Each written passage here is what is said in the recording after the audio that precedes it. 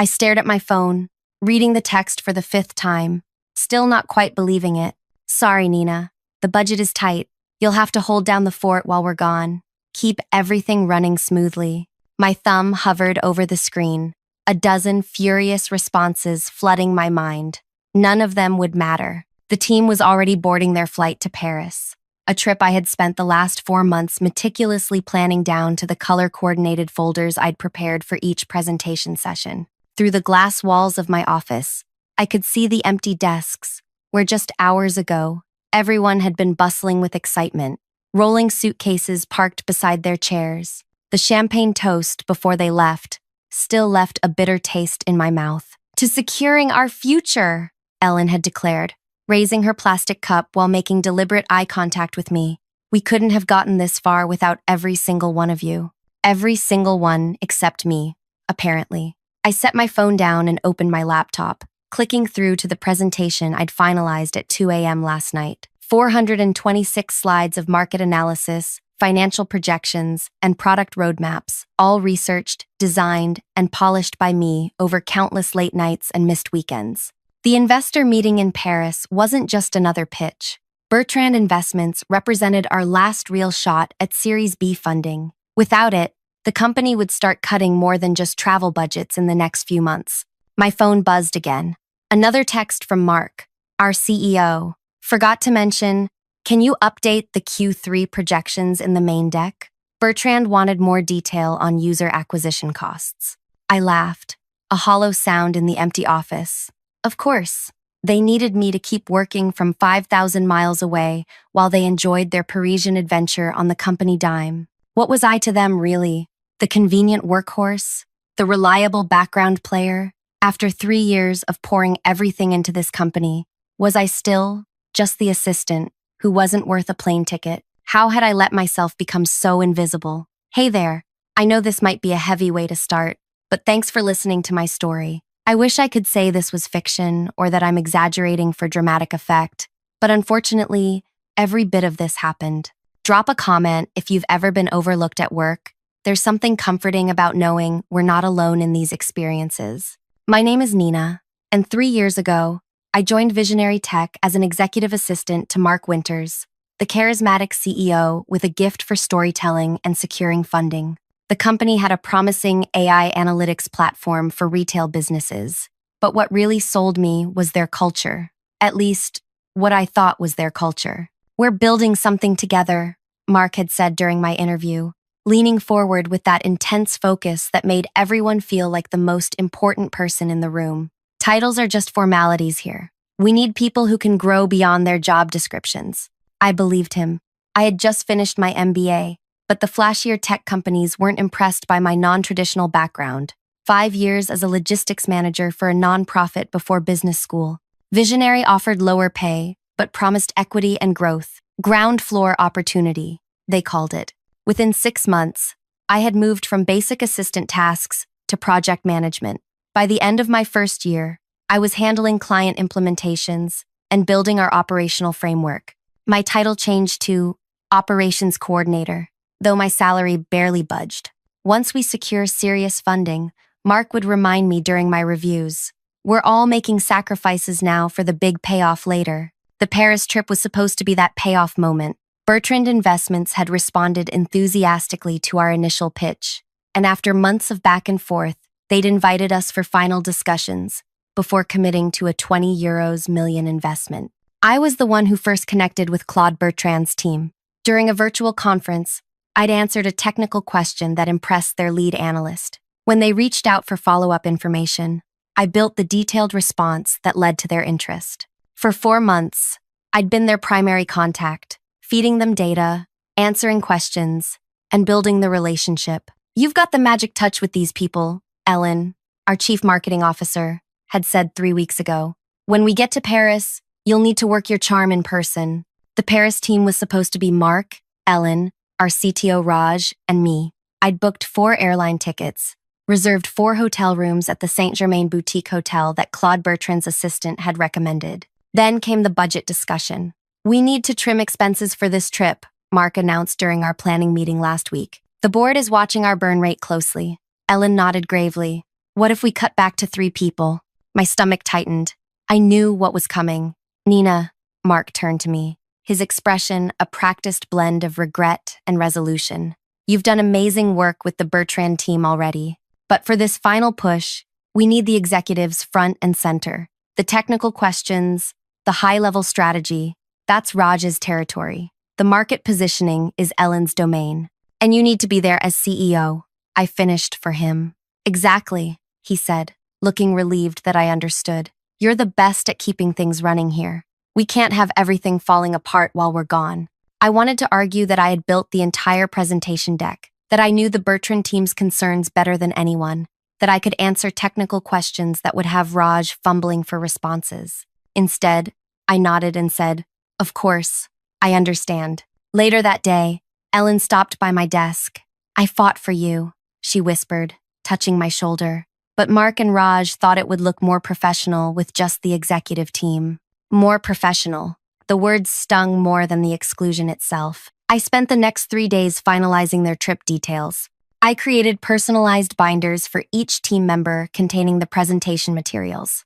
Background on each Bertrand executive they'd be meeting, talking points tailored to their roles, and a cheat sheet of answers to likely questions. I even included restaurant recommendations and key French phrases. The morning they left, I arrived early to set up the office for a pre-departure briefing. I brought pastries and coffee, reviewed the agenda one last time, and reminded them about the 6-hour time difference. "We'll miss you, Nina," Raj said as they gathered their things. "Keep the home fires burning." Mark was already on his phone, half listening as I reminded him about Claude's interest in our predictive analytics model, the one I had actually built but was credited to our data team, which was primarily me working with an offshore contractor. Ellen gave me a quick hug. "We'll bring you back something nice from Paris." And then they were gone, rolling their suitcases to the waiting car service I'd arranged, laughing about some joke I couldn't hear.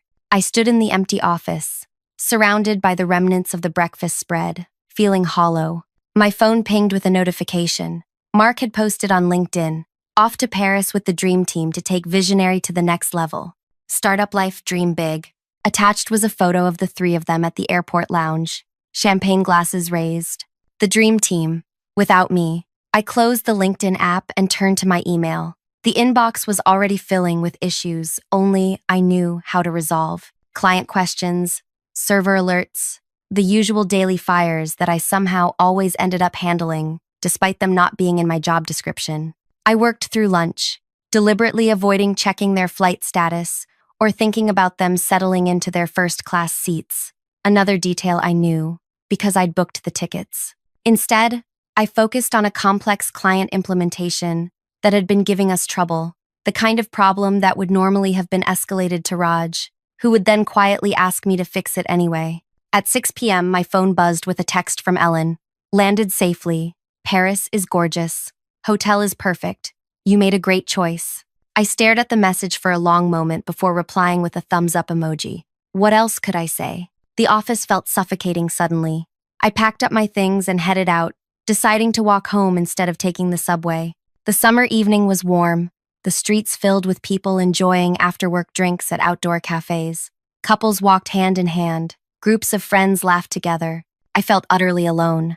My apartment was silent when I arrived. Since my roommate moved out 2 months ago, I hadn't bothered finding a replacement. The rent stretch was worth the privacy, I'd told myself. Now the empty space just echoed my thoughts back to me. I opened my laptop out of habit, checking my work email one more time. A new message had arrived from Claude Bertrand himself, not his assistant. "Looking forward to meeting the architect behind the operational framework tomorrow. Your implementation strategy is precisely what convinced me your company has the execution capabilities to match the vision." My breath caught. Claude thought he was meeting me tomorrow.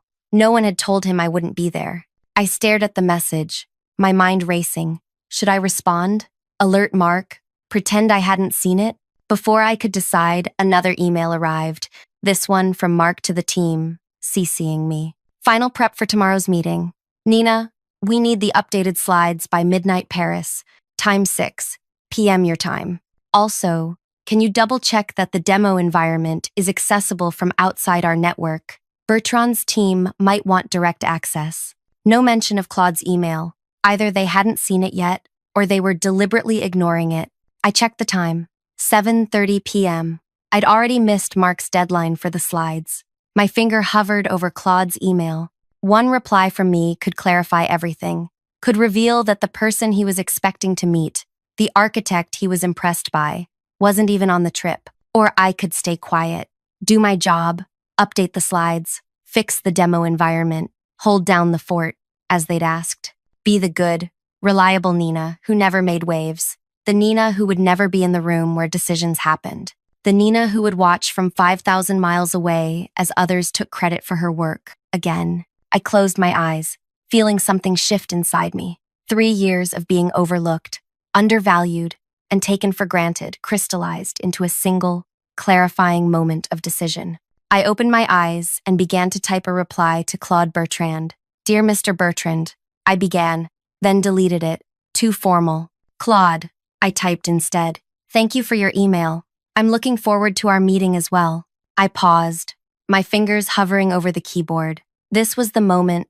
I could either continue being invisible, or I could stand up for myself. 3 years of swallowed frustration tightened in my chest. I should clarify that I won't be at tomorrow's meeting in Paris. I continued typing. Due to budget constraints, only our executive team made the trip. I'll be supporting remotely from our New York office. Simple, factual. No accusations or complaints. Just the truth. I read it over once more, then hit send before I could change my mind.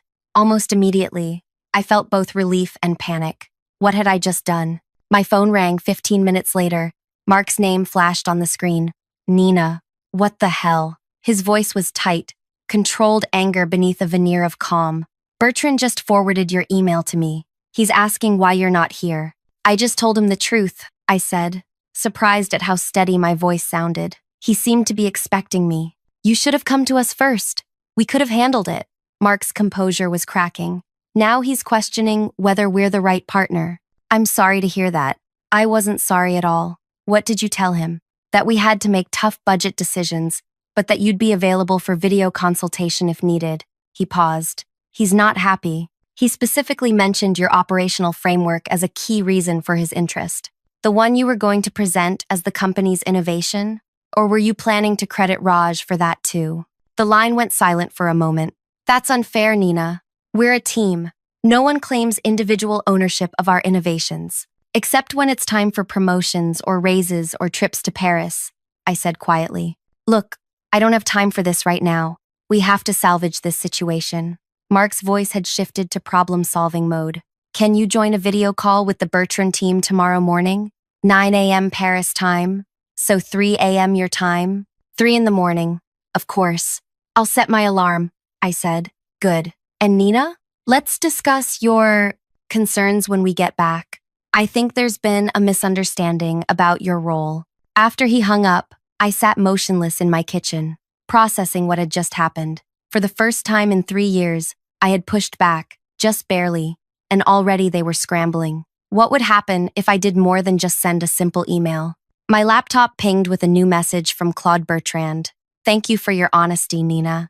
I find it curious that the person who has been my main contact throughout our discussions and who developed the framework that interested me most isn't considered essential for this meeting. Perhaps you could enlighten me as to why during our video call tomorrow, I couldn't help but smile. Claude Bertrand hadn't built a billion-euro investment firm by being easily manipulated. He recognized value and its absence.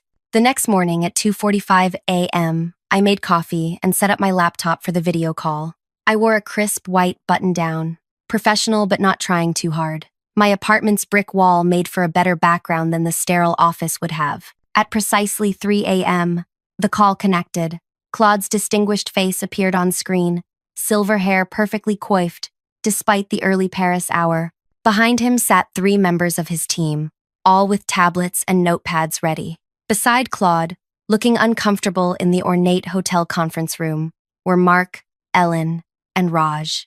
Ah, Nina. Thank you for joining us at such an inconvenient hour, Claude said, his French accent more pronounced in person than it had been in our email exchanges. I insisted we speak with you directly before proceeding further. Happy to help, I replied, noticing Mark's tight smile. Ellen was typing furiously on her phone, probably messaging me on another channel, though I deliberately left my phone in the bedroom. I've reviewed the materials you've developed, Claude continued, particularly the operational framework for scaling the platform. Your implementation strategy addresses precisely the concerns I've had about similar technologies.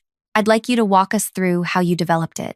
For the next 45 minutes, I explained the framework, answering technical questions with an ease that made Raj squirm visibly. When Claude's CTO asked about integration challenges with legacy systems, I pulled up documentation I'd prepared months ago, showing a migration pathway I designed after studying their likely client profiles. Remarkable, Claude said, nodding appreciatively. This level of detail demonstrates true understanding of enterprise implementation challenges. Mark leaned forward. As I mentioned yesterday, Claude, Nina is an integral part of our operations team. While budget constraints prevented her from joining us physically, her contribution to our company's success is valued tremendously. Claude's expression didn't change, but his eyes narrowed slightly. Indeed, it seems her contribution is extensive. The conversation shifted to financial projections. Ellen took the lead, presenting slides I'd created with only minor modifications. As she talked about customer acquisition strategies, Claude interrupted. These forecasts, who modeled these scenarios? He asked. Ellen hesitated. It was a collaborative effort. But who built the model itself? The architecture is quite sophisticated. A painful silence followed before Mark cleared his throat. Nina developed the initial model, which our finance team then refined. Claude turned back to me on screen. Nina, your title is Operations Coordinator, correct? Yet you've developed the implementation framework, built the financial models, and from what I gather from our previous communications, managed most of the client onboarding process. Am I understanding your role correctly? I felt all eyes on me. Claude's curious, Mark's warning, Ellen's pleading, Raj's hostile. My official title is Operations Coordinator, I said carefully, but my responsibilities have grown considerably beyond that description. I see, Claude made a note. And has your compensation and equity position grown accordingly? Mark interjected quickly. We're actually in the process of reviewing Nina's position. As a startup, we've all worn multiple hats, but with this next funding round, we'll be formalizing appropriate titles and compensation packages. It was the first I'd heard of any such review. 3 years, and suddenly now they were in the process? Claude didn't seem convinced. In my experience, the people who build and execute are as crucial as those who present and negotiate, often more so. He closed his notebook. I believe I have what I need from this morning's discussion. Nina, thank you for your time, especially given the hour in New York. My team will continue today's meetings with your colleagues, but I'd like to schedule a separate conversation with you tomorrow, if possible. Of course, I replied, ignoring Mark's visible alarm. After the call ended, my phone immediately lit up with texts and calls. I ignored them all and climbed back into bed. For 3 hours, I slept more peacefully than I had in months. When I finally checked my messages around 8 a.m., there were 12 texts from Ellen, 5 from Mark, and surprisingly, 1 from Raj. Ellen, Nina, what was that? Ellen, Mark is furious. Ellen, call me back as soon as possible. Ellen, Bertrand wants to talk to you alone tomorrow. Ellen, please respond. This is serious. Ellen, at least tell us what you're going to say to him. Mark's messages were more direct.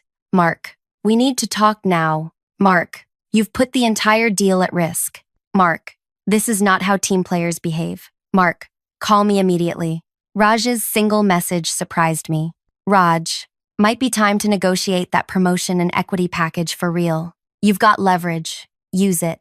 I smiled at Raj's unexpected frankness. Of the executive team, he was the one I'd worked with least directly, but he'd always been observant. He recognized a power shift when he saw one. Instead of responding to any of them, I got dressed and headed to the office.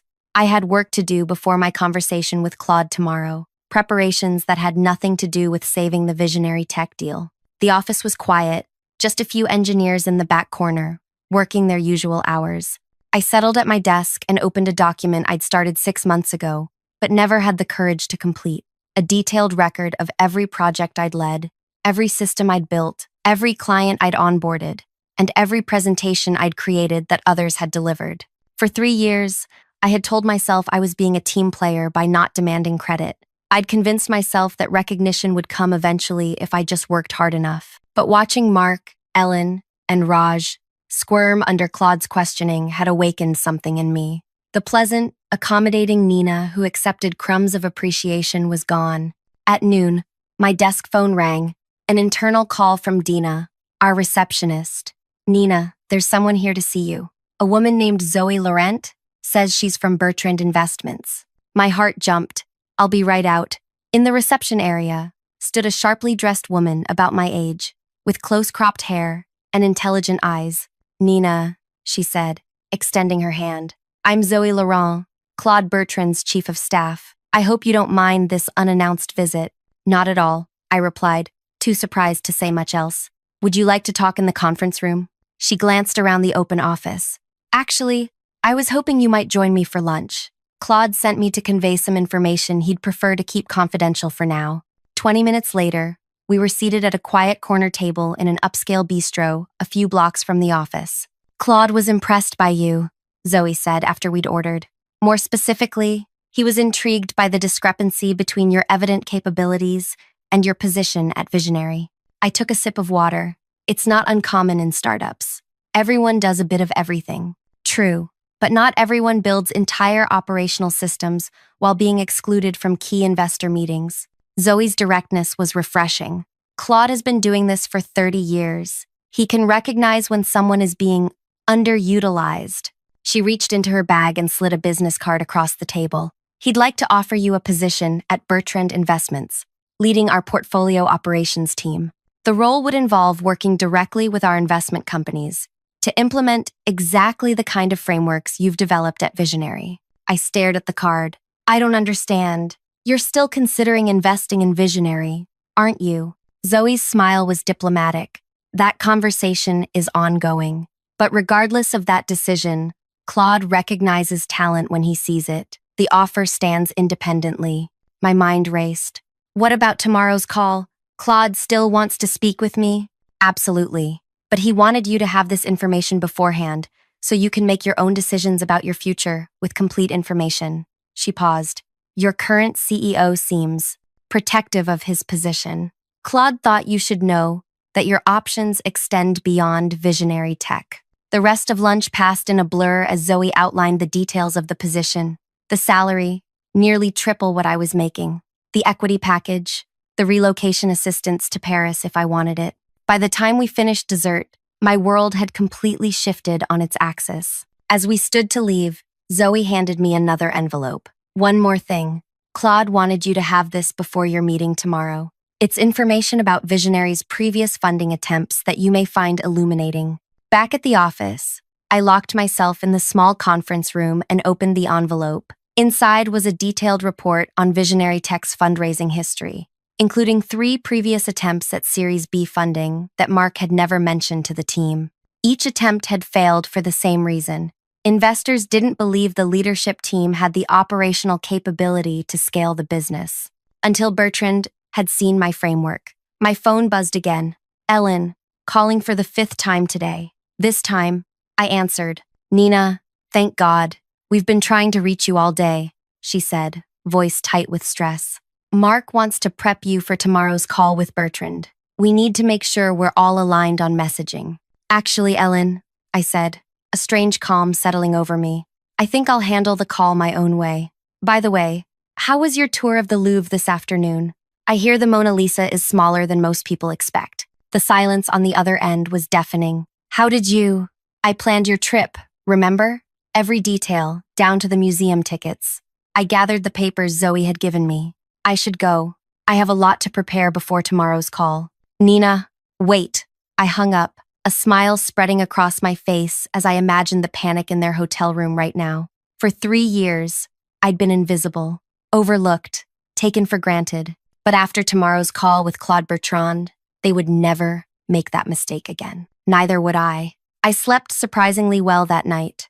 No tossing and turning, no anxiety dreams, just peaceful, deep sleep like I hadn't experienced in months.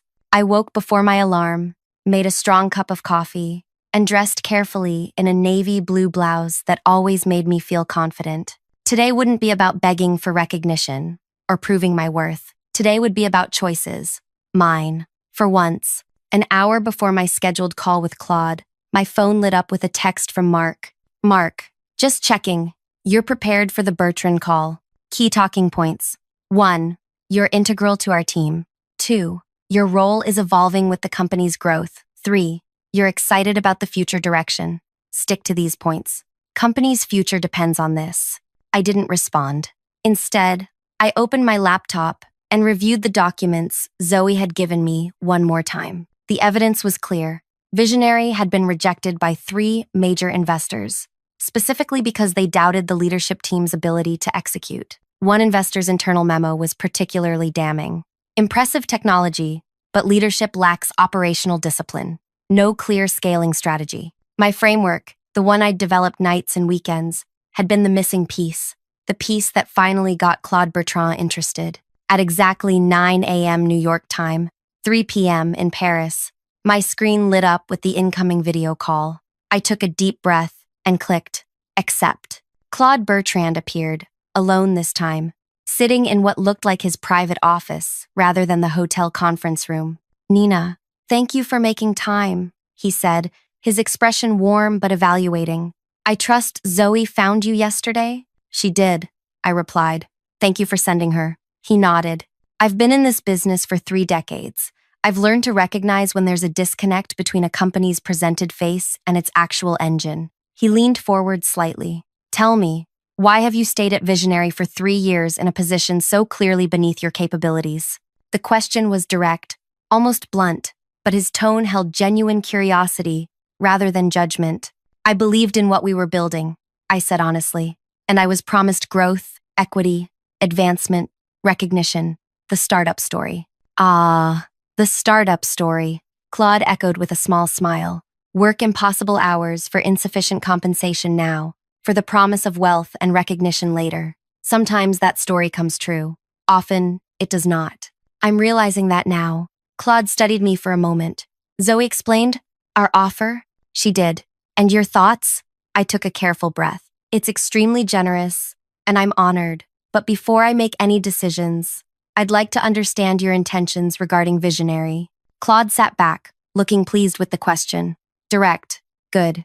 The truth is, Visionary has a promising product, but concerning leadership. We've been hesitating for weeks, until we trace the operational framework to you. That framework demonstrates precisely the execution capability we've been looking for. He paused, tapping his fingers lightly on his desk. We have 3 options. 1. Invest in Visionary as currently structured, which I'm increasingly reluctant to do. 2. Invest with conditions, including leadership changes and operational restructuring. 3. Decline to invest in Visionary, but pursue other opportunities with key talent. He gave me a meaningful look.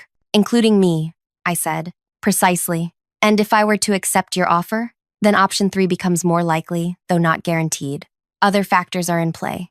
I nodded, processing this. And if I stay with Visionary, then we would likely pursue option 2, with conditions that would significantly impact the current leadership structure. The implications were clear. Either way, Mark and the executive team were about to face consequences for sidelining me. The question was whether I wanted to be part of that reckoning or make a clean break. I appreciate your transparency, I said. If I may ask, why tell me all this? Why not just make your decision about Visionary without involving me in the process? Claude smiled fully now. Because in my experience, the people who build systems that work are the people worth investing in, regardless of their titles. I would rather align with you than with those who failed to recognize your value. He glanced at his watch. I have a final meeting with your executive team in 30 minutes. Is there anything you would like me to know before that conversation? I thought about the years of overlooked contributions, the nights and weekends sacrificed, the promises made and broken, but I also thought about the genuine pride I felt in what I'd built at Visionary. Just one thing, I said. Whatever happened here, the way I was treated, it wasn't about the work. I believe in what we built. The framework, the models, the client implementation strategies, they work. They deserve to be funded and scaled. Whether that happens with me or without me, with the current leadership or new leadership, those innovations deserve a chance. Claude nodded slowly. Integrity noted and respected. He paused. I'll be speaking with your team shortly. I imagine you'll be hearing from them afterward. Whatever you decide, Nina, remember this. Value recognized elsewhere is often the best negotiating strategy. After we ended the call, I sat still for several minutes, letting the possibilities settle around me. 3 years of giving everything to Visionary, of believing we're all in this together, of accepting less than I was worth, and in a 20-minute conversation, Claude Bertrand had validated what I'd been trying not to admit to myself. I had outgrown my place at this company. My phone buzzed. A text from Ellen. Ellen, Bertrand just called. Emergency meeting with all of us in 20 minutes. What did you tell him? Before I could respond, another text came through, this time from Raj. Raj, whatever's about to happen, you earned it. Stand your ground. I put my phone down without answering either of them and turned to my computer. I opened a document and began typing my resignation letter, not because I was definitely leaving, but because I needed to know I could, that the option existed, that I wasn't trapped. An hour passed with no further messages. I tried to focus on regular work tasks, but my mind kept drifting to the hotel conference room in Paris, imagining the conversation happening between Claude and my team. Finally, my phone rang. Mark's number. Nina, he said when I answered, his voice uncharacteristically subdued. We need to talk about what just happened. I'm listening. Bertrand has conditionally approved our Series B funding, he said, sounding like each word cost him something. With requirements. What requirements? A long pause. Leadership changes, a new operational structure. Another pause. He wants you elevated to Chief Operations Officer, reporting directly to the board, with an equity package commensurate with founding team members. I said nothing, letting the silence stretch. Nina, I know I've not always recognized your contributions appropriately, Mark continued, his tone shifting to something approaching humility. That was a mistake. One I'd like to correct. By making me COO because an investor forced your hand? By acknowledging that you've been functioning at an executive level for over a year without the title or compensation? He sighed. Look, I won't pretend this is coming from pure enlightenment on my part. Bertrand made it clear. No restructuring, no investment. But that doesn't mean it isn't the right move for the company, for all of us. And what happens to the current leadership team?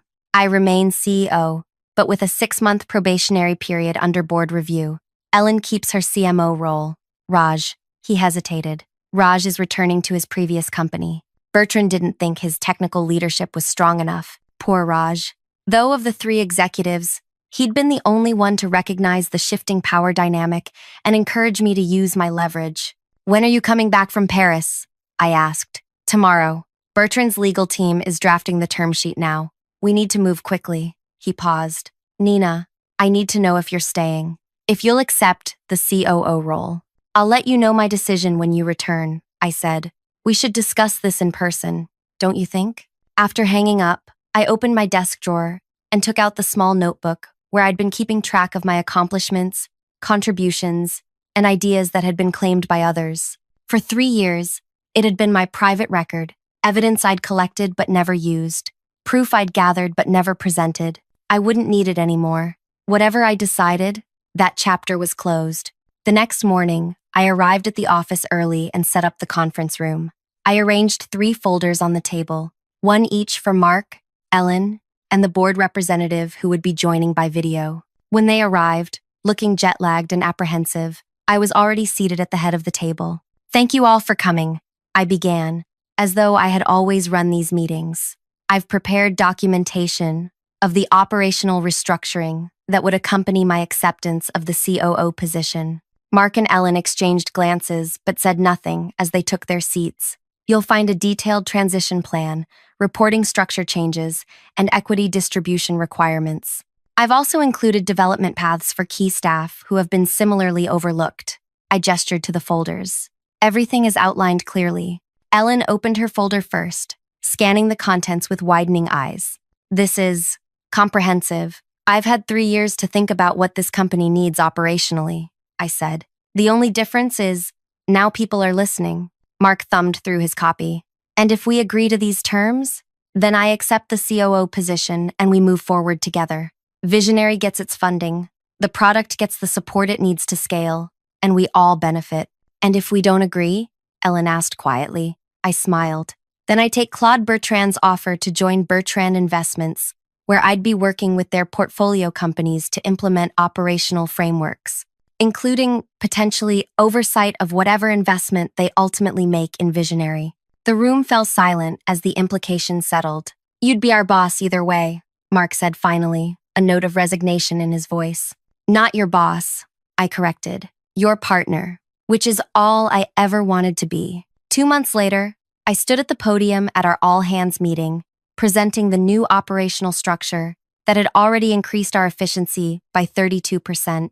The Series B funding was secured, the team was expanding, and 3 other overlooked employees had been promoted to leadership roles based on merit rather than visibility. Mark had been surprisingly adaptable to the new power dynamic, Ellen less so. She'd submitted her resignation last week, unable to adjust to a world where she wasn't the only woman in the executive meetings. We'd hired a promising new CMO who understood that marketing claims needed to align with operational realities. As for Raj, Claude Bertrand had actually connected him with a smaller startup where his skills were a better fit. No hard feelings, just people finding where they belonged.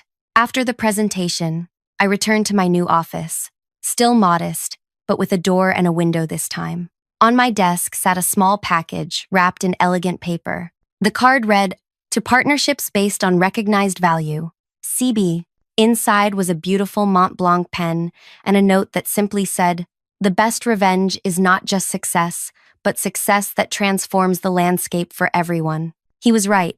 My revenge hadn't been about watching Mark and Ellen squirm in that Paris hotel room, satisfying as that had been. The real revenge was creating a company where what happened to me couldn't happen to someone else, where value was recognized, contribution was rewarded, and we're all in this together wasn't just something we said, but something we lived. The company I'd always believed Visionary could be. Thanks for staying with me through this story. If it resonated with you, I'd love to hear your thoughts. Have you ever been in a situation where your contributions went unrecognized? How did you handle it? Sometimes standing up for yourself feels impossible until it becomes inevitable. I'd do it all again in a heartbeat, except maybe I wouldn't wait 3 years next time.